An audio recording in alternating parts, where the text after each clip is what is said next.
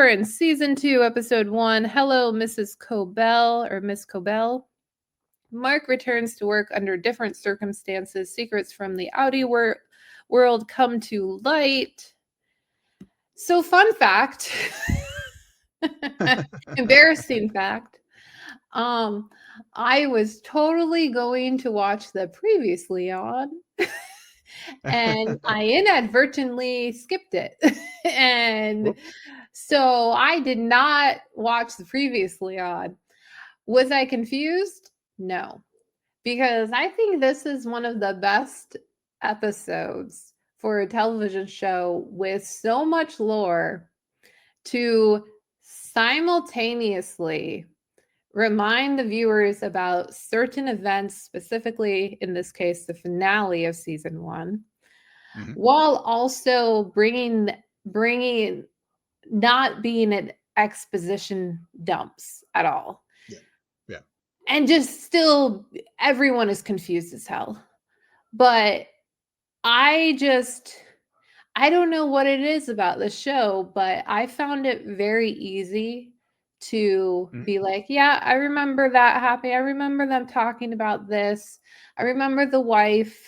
I remember the dark hallway that leads to an elevator shaft with a downward arrow, which is actually where, if my memory serves correctly, is last time we saw Miss Casey. Mhm. Mhm. So I like this episode for that reason. Yeah. As a whole, I feel like this episode, because we have to meet the new team, we're very much like Mark, where it's like this episode can be divided into two. The Yeah. new team portion, and then the band getting back together again portion. That's the episode. But I know you were trying to rewatch season 1 Oh, before you watched season 2. I did. You did. Yep. Yep, rewatched start to finish it. So, yeah, and this show, I now I remember hearing about it, and so whenever we did turn on our Apple TV subscriptions, or at least I did, when we were discussed in the studio earlier this year. I started the show then, and barely, just had to zip through it because I was trying to get it all completed. And so I definitely did a rewatch, this go just to get ready for our discussions here. So I agree with you. The the way that they started this second season, where you know just basically that moment she's alive. Mm-hmm. And it was very, it was very well done. The previous, I did watch the previously on as well, but I it did hit the key critical points, of season 1, and also just really got you back into this world. And one of the things, I guess, the thing that stood out for me the most, in addition to the points about, like you said, setting up the new gang, and also getting the band back together, but also I think the biggest thing that stood out to me when I was watching this first episode was it was all told from the Innie's perspective. There was no Audi at Yes. all. Yeah. Yes. Yeah. I mean that is the same thing that stuck out to me is we were a innie in a trapped cage at this Mm-hmm. point.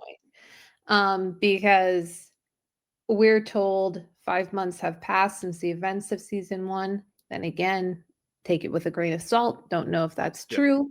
Can't really determine. Mark has returned to work, yet all of the 3 other cubicles have new faces, and his team is not there. And he's Mm-hmm. informed by Milichek that He was the only one who wanted to return to work. Mhm. The Yeah. others did not, which Mhm. makes the second half of the episode that much more interesting and even beyond, because then then like Mark pushes the what do they call it? What rebellion was it? Oh, Um the, what are they called and known as? the any because it was I know there were the video. There was the video that had Keanu Reeves like doing the house, Yeah, the you yeah. know the building. Oh gosh, the Macrodat uprising. Yeah, the macro that uprising notoriety, which is a big thing in Audi Yeah. world, Mhm. because the rules of severed people are still a very political, controversial topic up there, and the rights of Yeah. severed Yeah. people. So, so he then pushes that and is like, if you want reform, and then bring me back my team. And the next thing we Mhm. know, his team reappears, and then they're all given the choice as innies to stay or go. And Mhm. we very quickly see them all resolve to stay. Yeah. But what was interesting is, to your point, the entire episode is thrown shown through the any perspective. So given what we believe to have occurred or are told occurred with those three, and I'm talking about Dylan, Irving, and Holly R, Mhm. they they they experience, like Mark, the outer world, but also their outer world, um like I where I'm going with this is essentially, how did they even come back to begin with? Like, what Mhm. strings were pulled to Yeah. even get them to come back and reappeared? So I would like that mystery to be solved, um, within like the next 9 episodes, um, Yeah. because I just want to know, not necessarily why they chose to stay, like Mhm.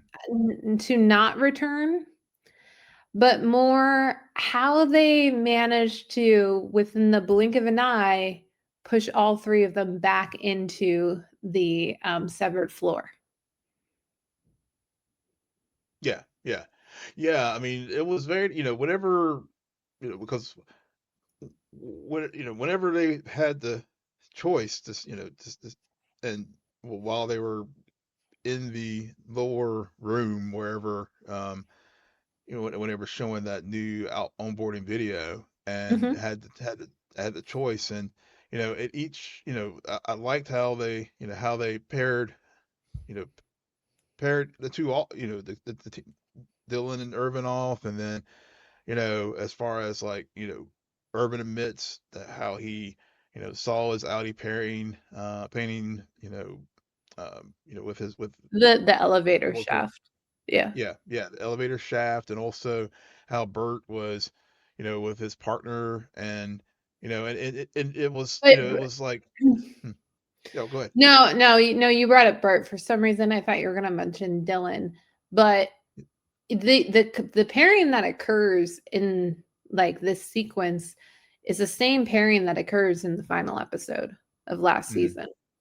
Yeah. So the pairings, I thought were good just because of their complicated relationships. Hmm. But what I thought was the most interesting with Dylan and Irving was more of the, is anybody gonna question Dylan about what he saw? Because Yeah. Yeah. he saw his family. Yeah. And then that very thing is what Belichick manipulates to get him to Hmm. stay, and is like, now we are going to have a family visitation for the innies. And then, Yep. which even gets more complicated when you think about the implications of what Mark is dealing with, considering his feelings for Holly are, or Hmm. Helly are, and Yep. his realization that Mrs. Casey, or the Miss Casey Yeah. in Audi world, was his is his wife. Yes. So Yep. like that whole thing of, okay, I'm married as an Audi, but as an innie, I love you. I have a Hmm. family as an Audi, but as an innie, I'm just a solo person. So is that, yeah, that is very crafty writing. That was. I was so wrapped around that whole moment in when he and Hallie were talking, that the whole conversation about him learning that his Audi self she's alive, and their feelings, and then in particular how when they were all in the room there together, and Mhm. how, and she learned that she's an Ingan, and and she just basically, which was so, it was so interesting when she just basically like lied to them about what she experienced whenever they were in the overtime period, um and when and not sharing the whole, that she was about, that she's part of the family that owns this company, and and and and then she just basically, and then the reason, I was kind of like, wow, especially given how hell bent she was on like trying to quit the first season. And now, she's choosing to stay in, but she just sort of told us lie to that, oh yeah, it was just kind of boring, I just like, it's just at my apartment, kind of thing. So that was just like, that that was where I was just like, okay, where is this going to go, and why does she like not tell them what she experienced whenever, and who she is as an Audi, in that moment Why when, yeah. I I I understood why she wouldn't. I mean, she's the enemy. Like, and now as an Audi, if she was to tell them, "Hey guys, so just to let you know, Mhm. when I was up top, I realized that I'm actually one of the people you guys hate." Yeah. So, I'm part of the problem. And so I think that's also why she stays, is because Mhm. when faced with the outer world of who she is, where she comes from, she would now is like, I felt I don't belong out there. I like Mhm. who I am in here. I Mhm. think Mhm. that's why as an innie she would choose to stay. And also Yeah. the whole thing with Mark. I Yeah. do believe her when she, because I think that, the more I think about this whole dynamic of what you just brought up with her is, okay, if I'm right, then she mainly wants to help Mark find Casey as an Mhm. innie, Mhm. because he says early on in that conversation, "Just so you know, I never felt that way about Miss Yeah. Casey." Yeah. That's true. So, if they find her, and suddenly the idea that the knowledge that as an Audi, he is married to her, Mhm. suddenly, like, and then finding her again as an innie, that's the true test of how he feels about Helly. Because Yeah. then it's the reality. Then it's like, Mhm. okay, well, we're now you can prove to me that you never had feelings for her down here. Mhm. Because Yeah. I think also what Helly could be doing is being like, I can only be with him as an innie. Mm-hmm. And he Yeah. can Yeah. only be with me as an innie. As an any. Yeah. Yeah. Yeah. Yeah. So, Yeah. but the Casey of it all is so fascinating just because the whole implications of, because she's shown as alive in the outer world, right? No. No, She's she's not. not, but we just are shown that photo, right? We're showing the photo. We're We're showing the shown the photo. photo. So the Yeah. last time we see Casey as an innie is the dark hallway, Mm-hmm. which for all intents and purposes, in my mind, until proven otherwise, indicates death Yeah. and hell. Yeah. Yeah. Yeah. Or yeah, they Yeah. definitely yeah. That seems to be the implication. It's that especially because the whole wellness area is gone and all that kind of stuff. Because I know because that's the whole whenever we start the episode, yeah, Yep. when Mark, yeah, he's just like running down the labyrinth of all these halls, and it was just so. I mean, it's just from just getting you back into the framework of the show Mhm. that with that start, it was just like, yeah, I mean, I felt like I was going down a spiral with. Felt like I was It's just watching Tom Cruise run. yeah, well, Again and again and again. yeah, yeah. Well, I know you would, but that's how I felt. No, But no, no. I'm kind of also yeah, agreeing with you as well. yeah. There was something else that I just thought of and I completely forgot about. Oh, all the throuple as far as Milicic. No, God, I was no. so sad. Or Miss The new Wang. team. And Oh and yeah. and here's another thing about, I like the structure of this episode Mm, because if we think about it, the later half of the episode with the innies of our mm, original team and the contemplation to stay or go. mm, Dylan mentions something at the very, like, towards the beginning of the returning and finding out that they were all replaced.